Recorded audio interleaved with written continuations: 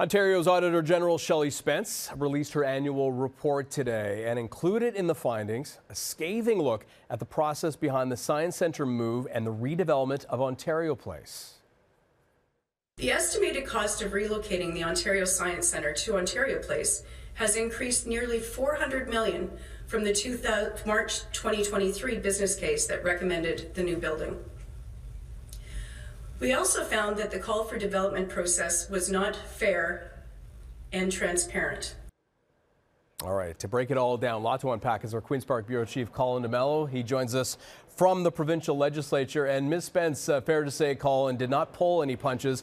Tell us more about what the AG found when it comes to the Science Centre, very controversial, and Ontario Place, equally so.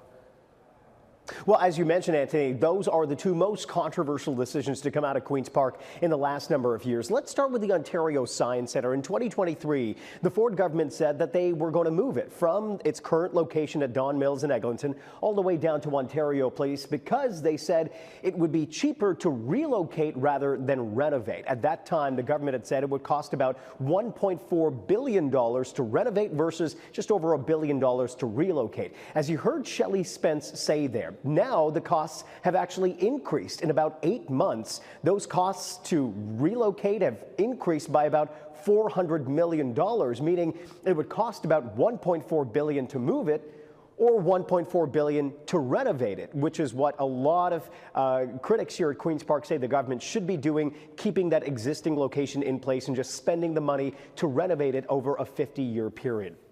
But let's talk about Ontario Place. This is one of those controversial projects that the government has really tried to push forward, even though there's been a lot of criticism and pushback around their decision to have Therma, a large family water park and spa, go down there for a 95-year contract.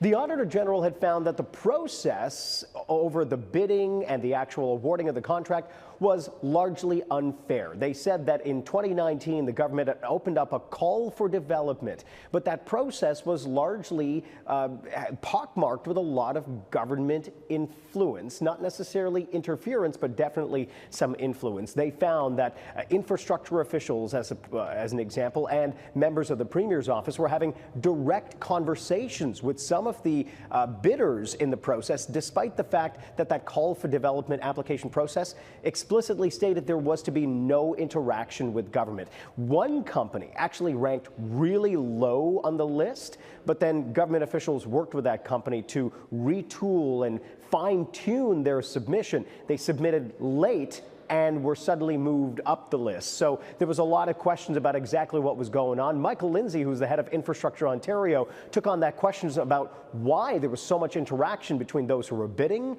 and the Ontario government. I would repeat what the Auditor General said earlier today. She has found no evidence that there was any inappropriate contact between IO employees and our bidders. She has given us very good recommendations, which we've accepted, about making sure that in future, interactions between participants and responsible executives at Infrastructure Ontario always go through transaction advisors. Colin, thank you so much. That is our Queen's Park Bureau Chief, Colin D'Mello.